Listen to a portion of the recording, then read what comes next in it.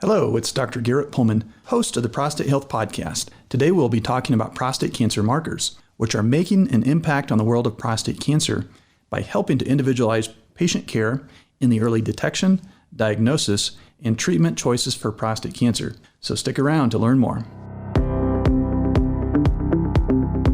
So the big question is this: how can men and those who care for them better educate themselves regarding prostate health, the conditions that affect the prostate, and the latest technology in managing these conditions? That is the question, and this podcast will provide the answers. On a weekly basis, we will be chatting with experts, innovators, and leaders in the field of urology, sharing useful information with the general public to improve their lives and increase their overall health. My name is Dr. Garrett Pohlman, and welcome to the Prostate Health Podcast.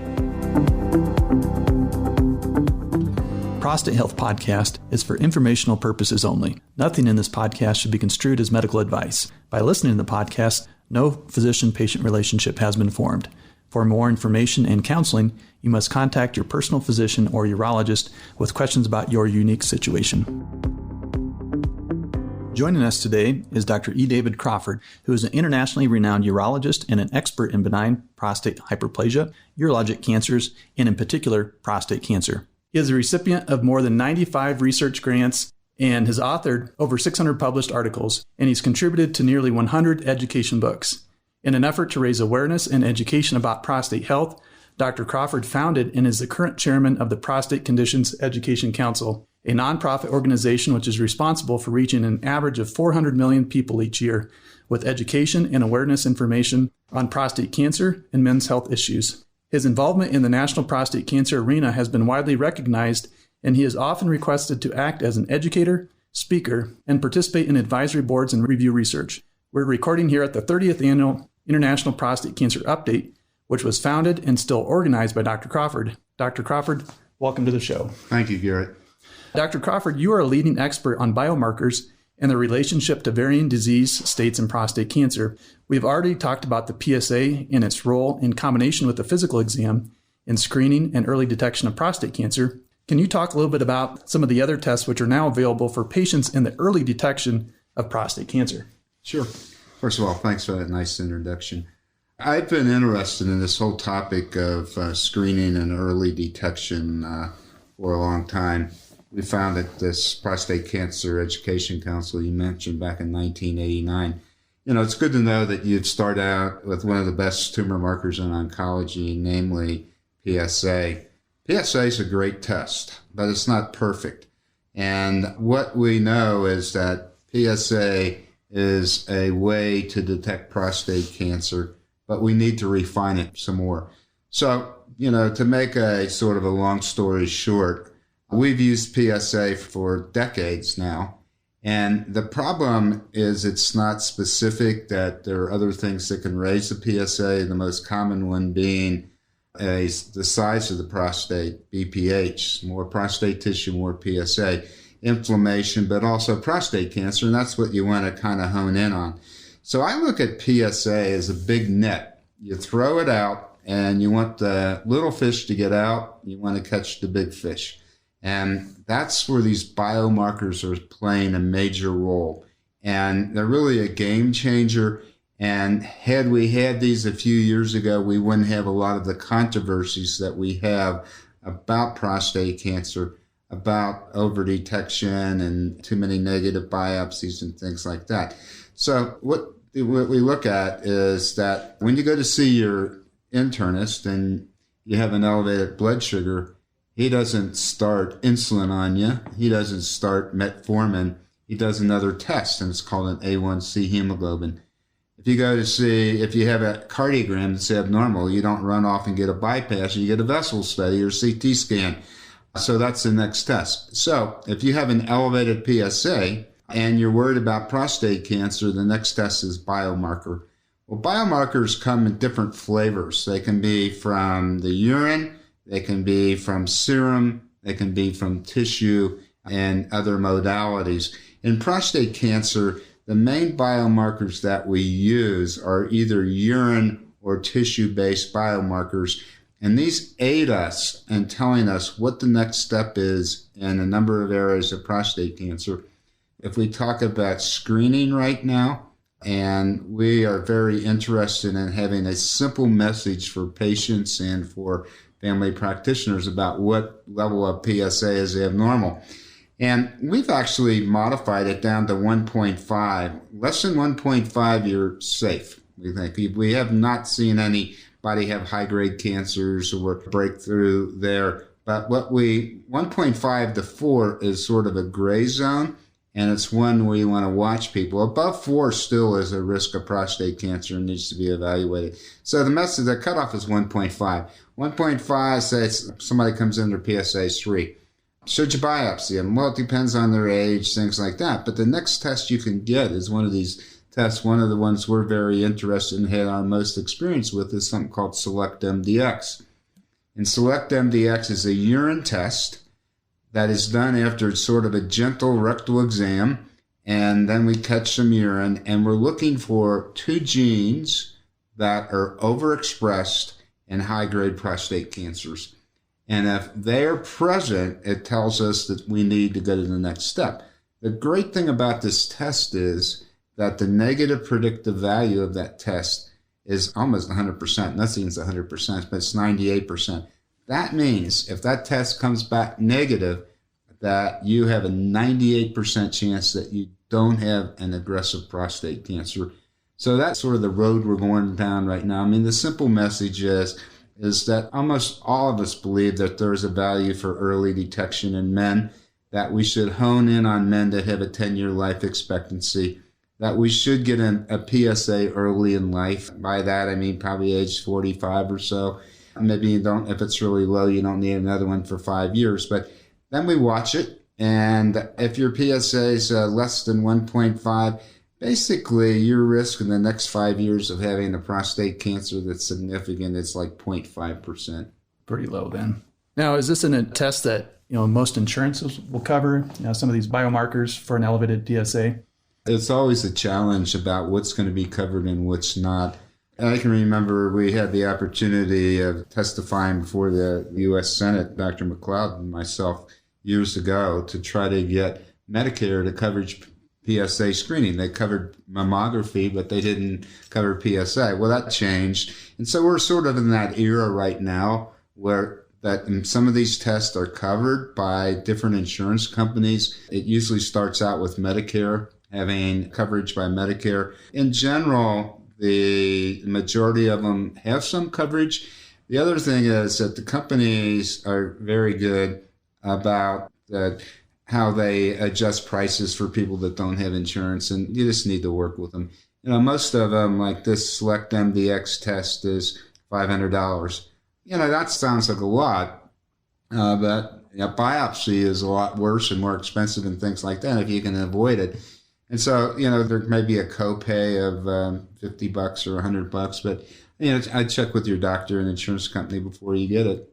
Well, that's great. Dr. Crawford, so prostate cancer biopsy can be very challenging for a patient, often, and for urologists too. Often urologists suspect that there's cancer, but the biopsy comes back with no cancer. But, the urologist might still wonder if there's still cancer that was potentially missed. So are there any tests available in this situation to really determine who should need a repeat biopsy at some point? It's a very good question, because when you do a biopsy, you do it because you think there might be prostate cancer. And when it comes back negative, are you sure you don't have prostate cancer? And when we do biopsies, we usually we call them random 12-core biopsies. There are different ways to do it with MRIs and things like that, but you're only biopsying like 0.5% of the prostate. So you're not going to miss a big cancer, but, small aggressive cancers you could miss.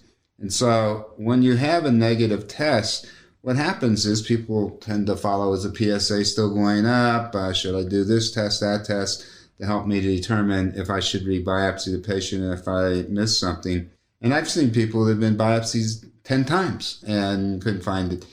So what we have, again, are markers come into play. There are markers that are done, and one that's FDA approved and is approved in VAs, and to answer that question right away, called ConfirmMDx. And what that does is it looks for 3 genes in a tissue sample, a negative sample, that we call methylated, that are associated with the presence of cancer. So if you have like a skin cancer, you have abnormal cells in a circle around that. You just actually got the skin cancer right there. And the same thing with it's called cancerization, or zones around the cancer where the insult, whatever caused it, sun for skin cancer, other chemicals and diet for prostate, whatever, where you have an area. And so what you have is you extend the biopsy by doing these tests on those negative samples. And if it comes back negative again, with this confirmed MDX test, the nice thing is that you get a 94% chance you have a bad cancer. If it's positive, depending on how intense we call the methylation is, it indicates that you need to do another biopsy and follow it. And sometimes we see people that are positive that have negative biopsies still. And it could be that that's just a harbinger or just a warning, like an abnormal pap smear, like watch out, later on something might happen. Thank you, Dr. Crawford.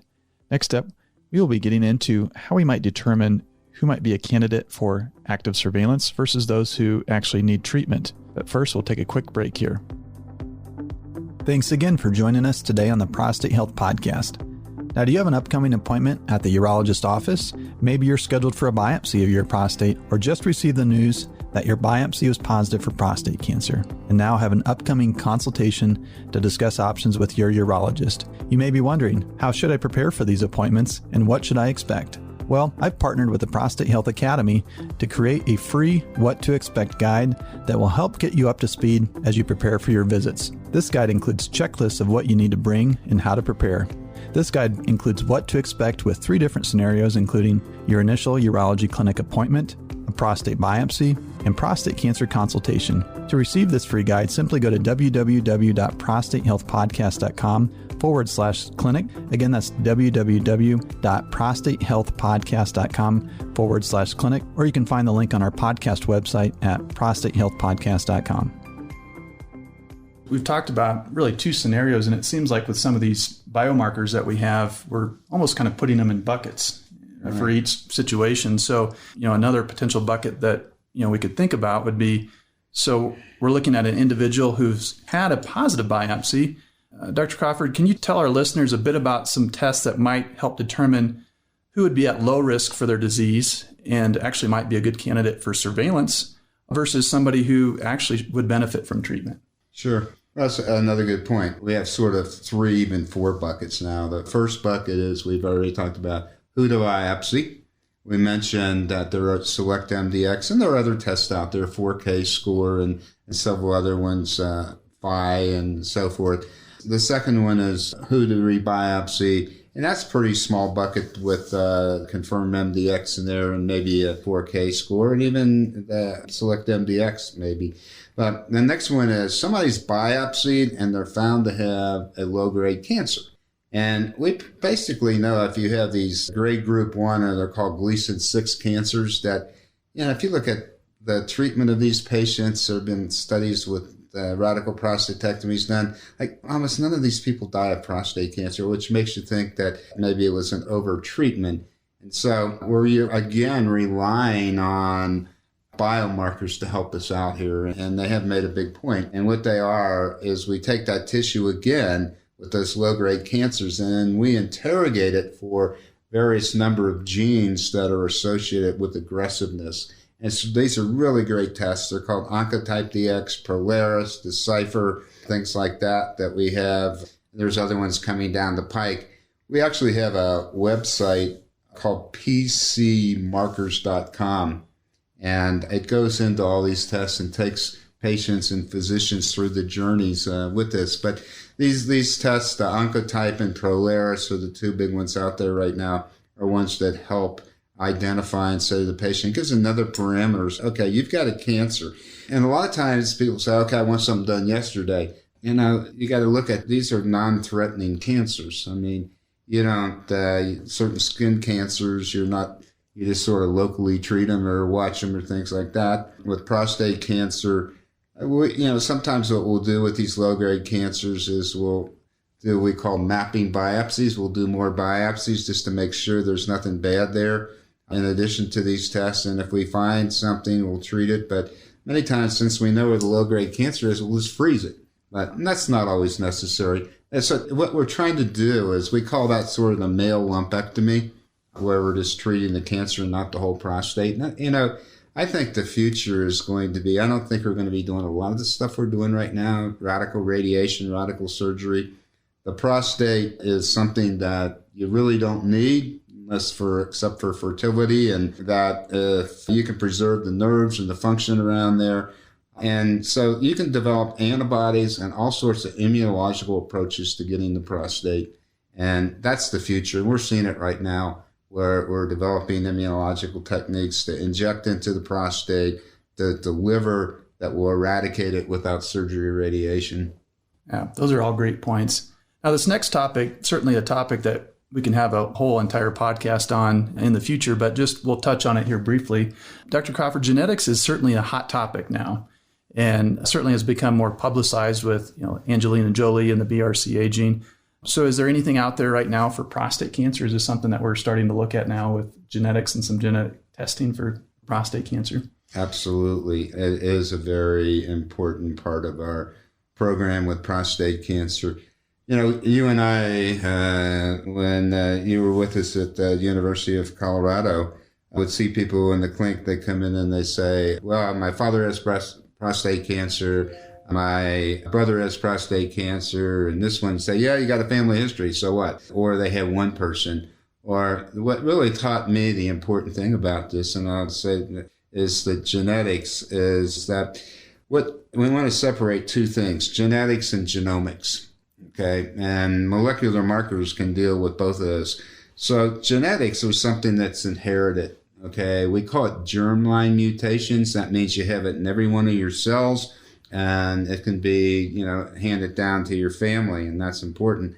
And then genomics basically are changes that occur in normal cells afterwards. And so that's things caused by diet, caused by sun, things like that, where you have cancers develop or abnormal changes. So genetics so what we know, if you have germline mutations, and the two big ones are BRCA1 and 2, as you just mentioned with breast cancer with BRCA1, are inherited. And then there's some other ones, other syndromes that go along with it, Lynch syndrome and things like that. But what companies have done, and there's several of them out there, the two big ones right now are Ambry and Myriad. There's other ones that look at various panels, and they grow by the day. And what they're doing is they're taking a buccal swab or blood or something, and they're analyzing. There's pretty clear guidelines about when you should do it. Like if you're a young person with prostate cancer, 40, Gleason 7, somebody that has metastatic disease. There's a whole bunch of things right now that say you should test for germline mutations. Why? Because those cancers tend to occur early, be more aggressive. And the sort of exciting thing, if there is anything here, is that just in the past couple of months, the FDA has cleared a couple new drugs for fast tracking, actually, that will, if you have these mutations, but most of these mutations are DNA repair mutations. So if you have a DNA damage, they help it repair.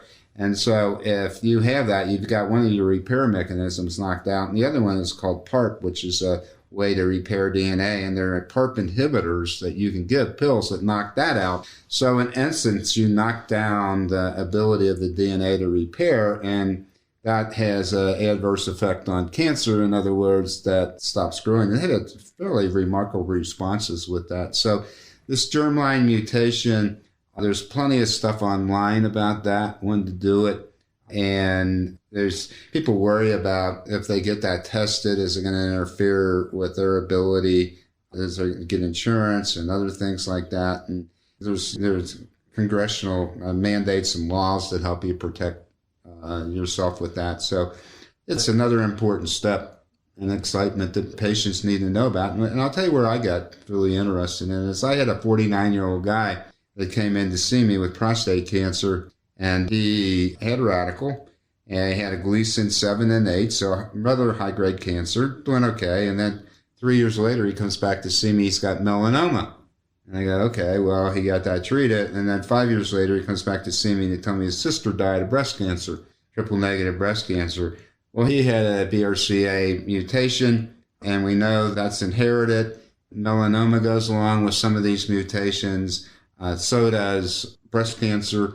And, perhaps if his sister would have checked, that would have maybe saved her life. I don't know. But we, as urologists who are really on the forefront of men's health and dealing with this sort of thing, we have to be cognizant of this, and patients have to be cognizant of this. My wife died of ovarian cancer at age 50. That's a big red flag that you need BRCA1 and 2 testing and some of these panels done. And I have 3 sons, and all 3 of them, this guy tested. Fortunately, they're negative.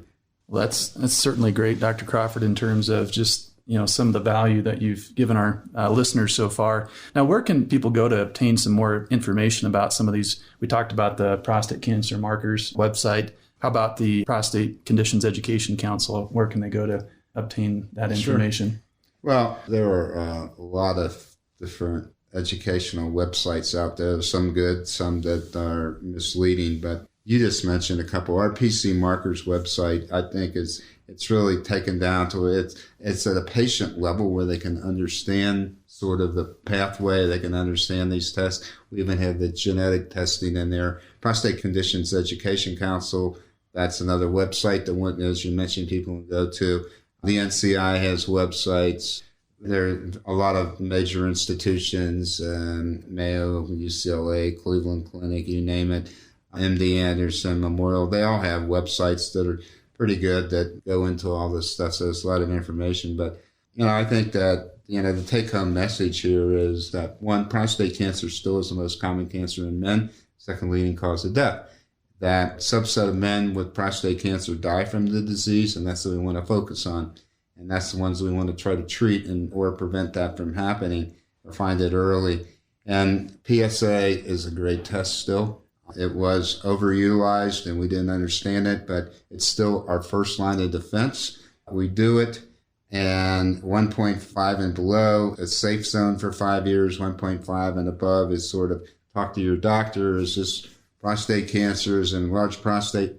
As you pointed out earlier, these molecular markers come into play in 3 arenas. One is the who to biopsy, who to rebiopsy, who to treat, and then the fourth one we just mentioned was the genetic markers. Well, Dr. Crawford, thank you so much again for taking time to come out to the Prostate Health Podcast today and give our listeners tremendous value and really help empower our listeners with this information regarding prostate cancer markers. Thank you, Dr. Pohlman.